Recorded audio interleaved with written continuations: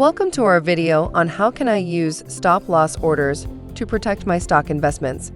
If you are an investor in the stock market, you know that stock prices can be very volatile and unpredictable, leading to significant losses. In this video, we will discuss how stop-loss orders can limit potential losses and protect your investments in the stock market. So, let's get started.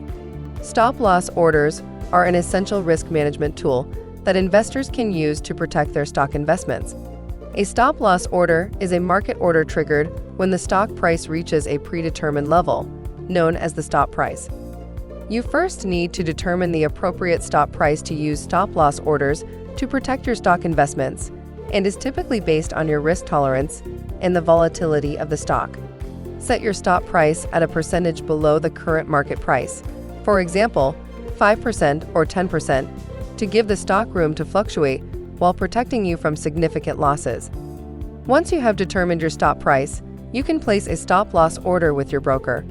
When the stock price reaches your stop price, the stop-loss order will be triggered, and your broker will execute a market order to sell the stock, which can help you limit your losses and protect your investment.